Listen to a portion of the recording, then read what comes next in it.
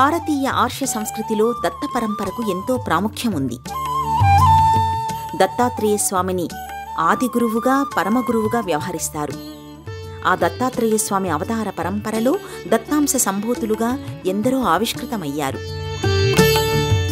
ఆ సంవిధానంలోని దత్తగురువు గజానన్ మహారాజ్. షెగావ్ కేంద్రంగా ఆయన తన ఆధ్యాత్మిక దీప్తిని ప్రకటించారు. పాపాలకు పరిష్కారం సద్గురు సేవే ప్రాయశ్చిత్తం, మానవాళికి మార్గదర్శనం సద్గురు నామ స్మరణం. ఓ దత్తాత్రేయం సద్గురు దత్తాత్రేయం, ఓ దత్తాత్రేయం సద్గురు దత్తాత్రేయం. జటాధరం పాండురంగం శూలహస్తం కృపానిధిం సర్వరోగహరం దేవం దత్తాత్రేయమహం భజే, దత్తాత్రేయమహం భజే.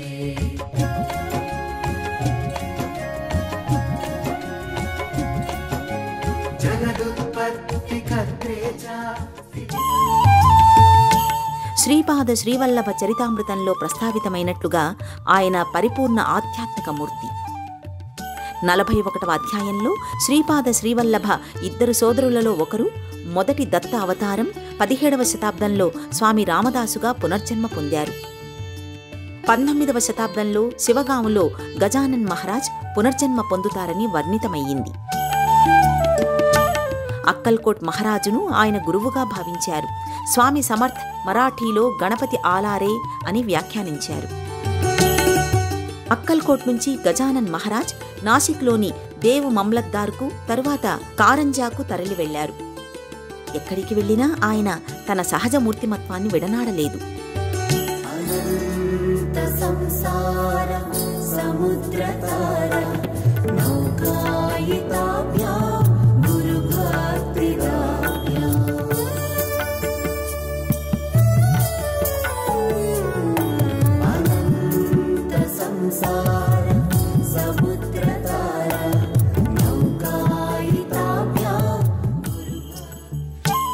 గజానన్ మహారాజ్ నిర్వికల్ప, నిరామయ, నిరంజన, నిష్కామయోగి. తన భక్తులకు భగవంతుణ్ణి దర్శించుకోవడంలో సహాయపడ్డమే లక్ష్యంగా ఆయన కృషి చేశారు. తన పరిసరాలు, తన శరీర స్థితిని విస్మరించి ప్రవర్తిస్తున్నట్టు ఆయన కనిపిస్తారు. కానీ ఆంతరంగికంగా ఆయన భావజాల పరంపర అనంతం, అమేయం. గతం, వర్తమానం, భవిష్యత్తు గురించి పరిపూర్ణంగా తెలిసిన మహాయోగి. మాతృమూర్తి తన పిల్లల శ్రేయస్సును ఆకాంక్షిస్తుంది. గురువు తన శిష్యులు, భక్తుల అభ్యున్నతిని కోరుకుంటాడు. తన మార్గదర్శకత్వం ద్వారా వారిలో అజ్ఞాన అంధకారాన్ని పారద్రోలుతాడు. వారికి దారిదీపమై నిలుస్తాడు.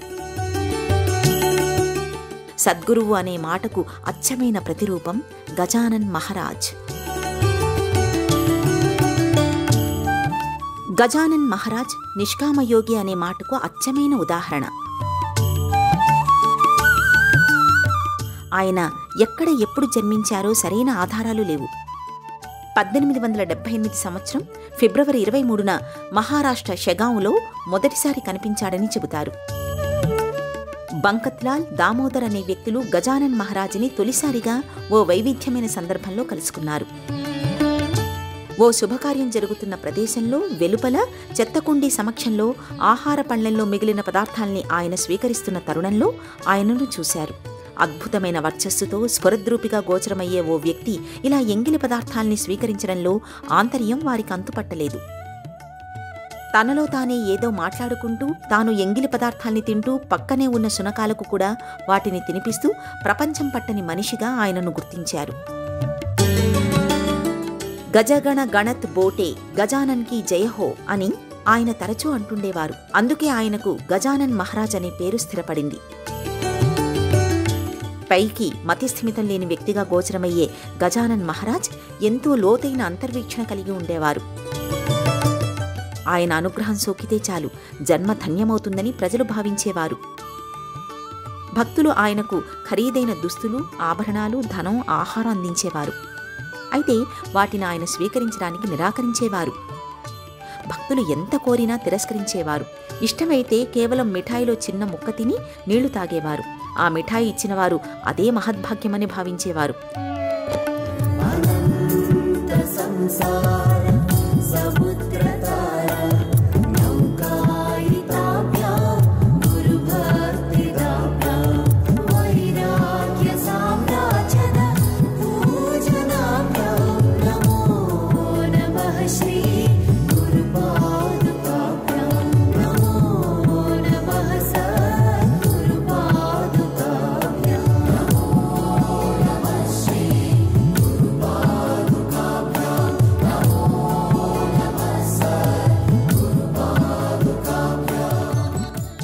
గజానన్ మహారాజ్ దిగంబరుడిగా విరాగిగా దర్శనమిచ్చేవారు. ఒక అవధూతలా ఆయన సంచరించేవారు. ఆయనకంటూ ప్రత్యేకమైన ఆవాస ప్రదేశం లేదు. ఎక్కడ తింటారో, ఎక్కడ విశ్రమిస్తారో, ఎక్కడ సంచరిస్తారో ఎవరికీ తెలియదు. గజానన్ మహారాజ్ షేగాంలో జీవించిన సమయంలో ప్రజలకు ఆయన ఎన్నో అద్భుతాల్ని ప్రదర్శించారు. ఇవన్నీ ప్రజలకు ఉపయోగపడినవే. ఆయన స్పర్శతోనే తమ అనారోగ్యం దూరమవుతుందని బాధితులు విశ్వసించేవారు.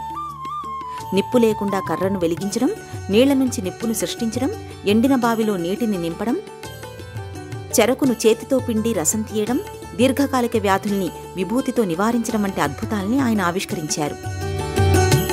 యోగిరాజ్ శ్రీ గజానన్ మహారాజ్ తన భక్తులకు అనేక విలువైన బోధనల్ని అందించారు. సరళత్వం, సత్యం, ప్రేమ, కరుణతో కూడిన దైనందిన జీవితాన్ని ప్రతి ఒక్కరూ గడపాలని ఆయన ఆకాంక్షించారు. సమాజంలో ఎలా మసులుకోవాలో, యోగాభ్యాసంతో ఆరోగ్యాన్ని ఎలా కాపాడుకోవాలో, ఆధ్యాత్మిక పురోగతిని ఎలా సాధించాలో, మోక్షాన్ని సాధించడానికి ఎలాంటి మార్గాలు అవలంబించాలో గజానన్ మహారాజ్ పేర్కొన్నారు. ఆయన అందించిన మార్గదర్శక సూత్రాలు నేటికీ అనుసరణీయాలు.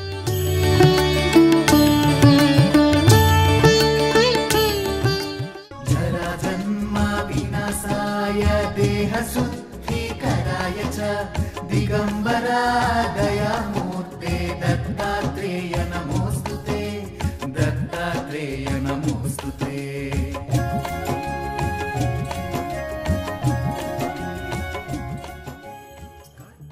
శ్రీ గజానన్ మహారాజ్ అధికారిక సంస్థాన ఆమోదించిన జీవిత చరిత్ర శ్రీ గజానన్ విజయ్ గ్రంథ ఇంగ్లీష్, హిందీ, గుజరాతీ, తెలుగు వివిధ అనువాద భాషలలో అందుబాటులో ఉంది.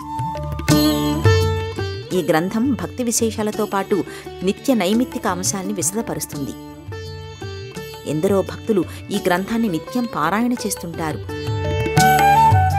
1878 సంవత్సరంలో ఆయన 20 ఏళ్ల యువకుడిగా షెగాంలో కనిపించారు. ఆ తర్వాత 1910లో శివైక్యం పొందారు.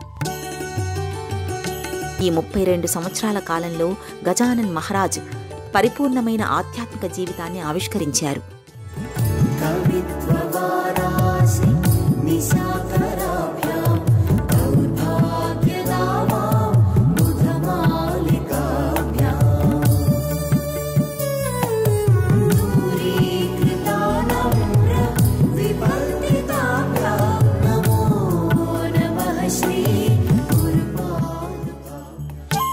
గజానన్ మహారాజ్ సమకాలీకులు ఆయనను వివిధ రకాల పేర్లతో వ్యవహరించేవారు.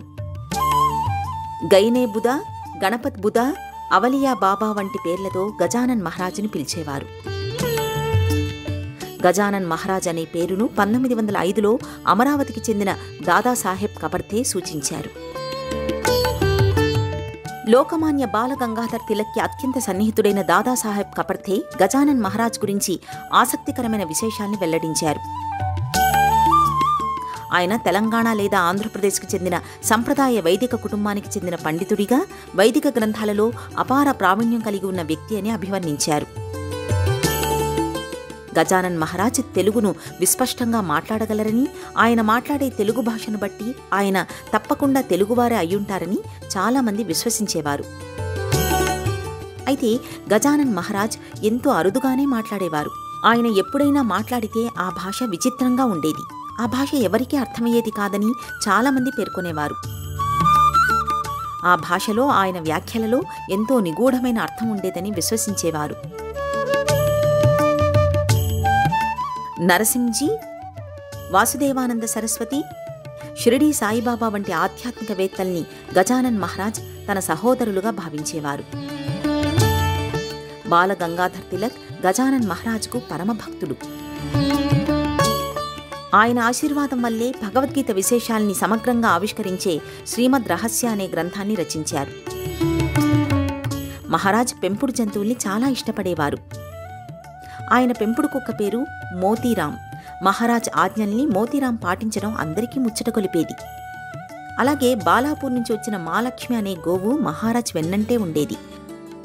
గజానన్ మహారాజ్ ఆవాసమైన షెగావును విదర్భ ప్రాంతంలోని పాండురంగ క్షేత్రంగా వ్యవహరిస్తారు.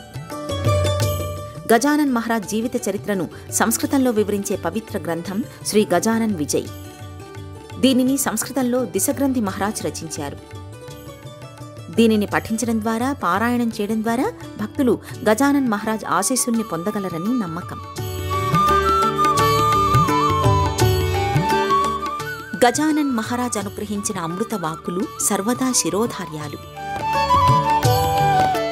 ఓ మనసా, నువ్వు కళ్ళెంలేని గుర్రంలా సంచరిస్తుంటే నీకు ఆధ్యాత్మిక శక్తి అనే కళ్ళాన్ని కట్టి నిన్ను నేను నిరోధిస్తాను. మనసా, నువ్వు చంచలమైన దానివని తెలుసు, కాని నేను నీకంటే అధికుణ్ణి. నువ్వు నా ఆధీనంలో ఉండాలి, కాని నేను నీకు వశపడను.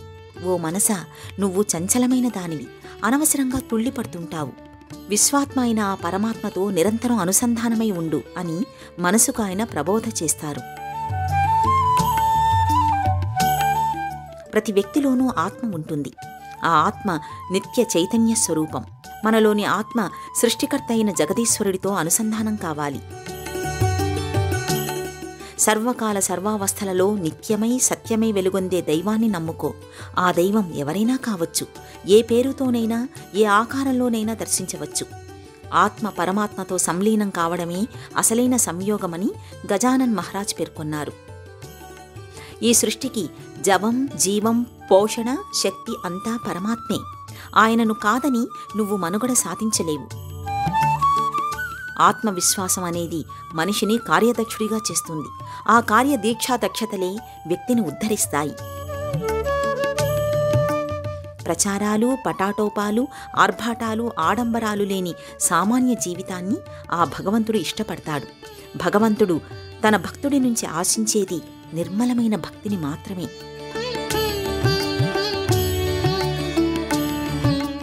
ఆయన బోధనలు, అనుభవాల్ని ఆధారంగా తీసుకుని రాసిన పవిత్ర గ్రంథం శ్రీ గజానన్ మహారాజ్ విజ్ఞాన సూత్రం. ఈ గ్రంథం ఆయనకు సంబంధించిన ఎన్నో విలువైన విశేషాల్ని అందిస్తుంది. ఆత్మను పరిశుద్ధంగా ఉంచుకోవడం మోక్షానికి దారితీస్తుంది. ధనమనేది స్వార్థం కోసం కాదు, దానిని మంచి పనులకు ఉపయోగించండి. మనసును క్రోధం, ద్వేషం, అసూయ, అహంకారం నుంచి రక్షించుకోండి అని గజానన్ మహారాజ్ సందేశమిచ్చారు.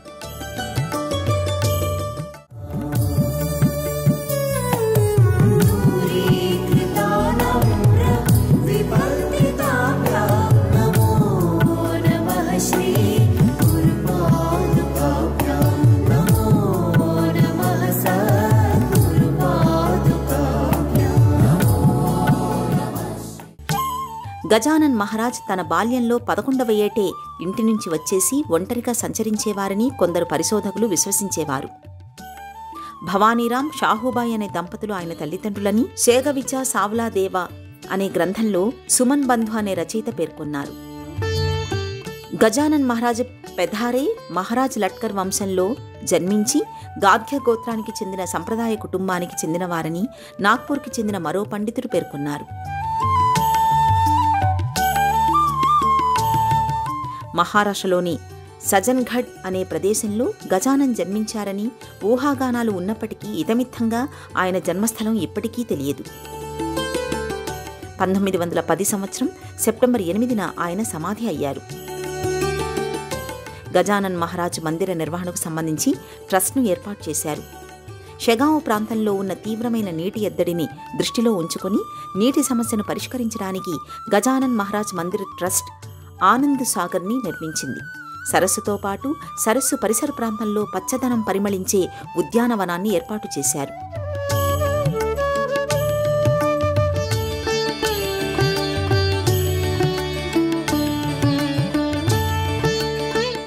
ఓ సందర్భంలో ఆయన భౌతికంగా ఉన్నప్పుడు ఓ ప్రదేశాన్ని చూపుతూ ఏ జాగి రహిల్ రే, అది ఈ ప్రదేశంలోనే ఉంటుంది అన్నారు. ఆ అది ఏమిటో ఎవరికీ అప్పుడు అర్థం కాలేదు. అయితే ఆ ప్రదేశంలోనే ఆయన తన తుది శ్వాసను విడిచారు. అక్కడే ఆయన సమాధి మందిరం నిర్మితమయ్యింది. గజానన్ మహారాజ్ సమాధి మందిరం పాలరాతి మందిరంగా శోభిల్లుతోంది.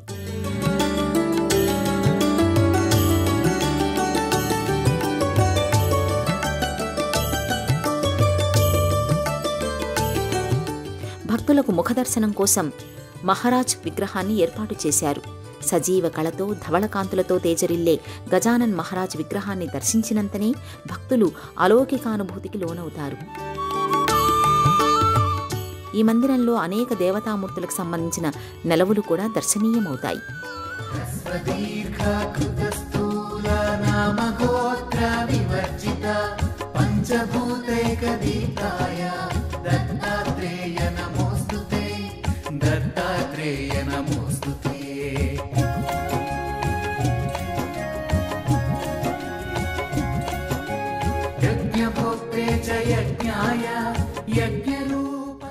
గజానన్ మహారాజ్ తన శరీరాన్ని విడిచిపెట్టిన రోజున షిరిడీ సాయి తీవ్ర దుఃఖంలో మునిగిపోయారని, ఎంతగానో విలపించారని దాదాసాహెబ్ కపర్థే తన గ్రంథంలో పేర్కొన్నారు. నా ప్రాణం నన్ను విడిచిపెట్టి వెళ్ళింది. నా ఆత్మలో ఒక భాగం వెళ్ళిపోయింది. నాకు అత్యంత ప్రియమైన ఆప్తుడు నా నుంచి సుదూరంగా వెళ్ళిపోయాడు అని భావోద్వేగంతో షిరిడీ సాయి పేర్కొన్నారు. గజానన్ మహారాజ్ జీవితం అనేక అద్భుత అంశాల సమాహారం. భవిష్యవాణిని వివరించడం, పరమశాంతియుత నిరాహార జీవనాన్ని అవలంబించడం, భక్తుల శ్రేయస్సును ఆకాంక్షించడం, బోధామృతాన్ని పంచడం గజానన్ మహారాజ్ జీవన దృశ్యాలు. భగవంతుడిపై విశ్వాసాన్ని కనబరచండి. నిస్వార్థంగా సమాజ సేవ చేయండి. అహంకారాన్ని విడిచిపెట్టి భగవంతుడి కృపకై ఆధారపడండి. సత్కర్మల్ని నిర్వహించండి. ఆ సత్కర్మలే మిమ్మల్ని ముందుకు నడిపిస్తాయి అని గజానన్ మహారాజ్ పేర్కొనేవారు. గజానన్ మహారాజ్ ఆశ్రమం ఆధ్యాత్మిక కార్యక్రమాలతో పాటు సామాజిక కార్యక్రమాల్ని సైతం నిర్వహిస్తోంది. అన్నదానం, విద్యా సహాయం, ఆరోగ్య సహాయం, ఆధ్యాత్మిక వీక్షణ అనే అంశాల ప్రాతిపదికగా ఈ సేవా సంవిధానం కొనసాగుతోంది. శ్రీ గజానన్ మహారాజ్ పరమహంస, పరమయోగి. ఆయన జీవితమే ఓ సందేశం. ఆయన ఆవిష్కరించిన బోధనలు భక్తులకు నిరంతర మార్గదర్శనం చేస్తాయి.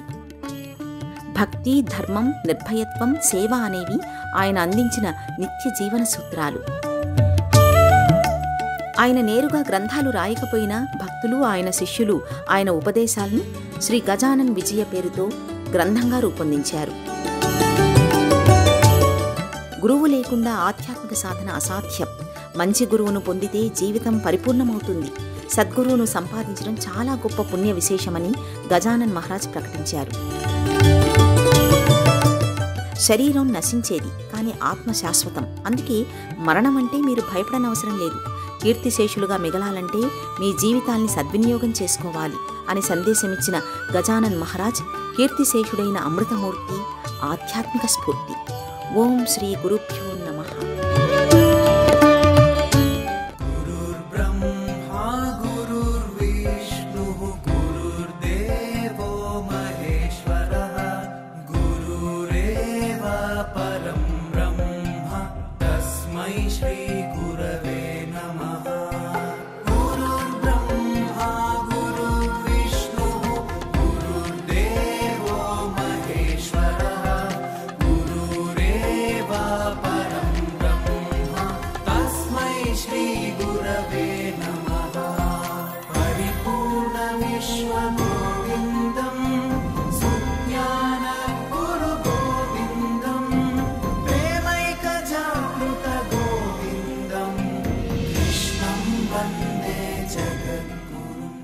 ఈ కార్యక్రమాన్ని తిరిగి చూడాలనుకుంటే www.youtube.com/@ETV Life Spiritual లో చూడవచ్చు.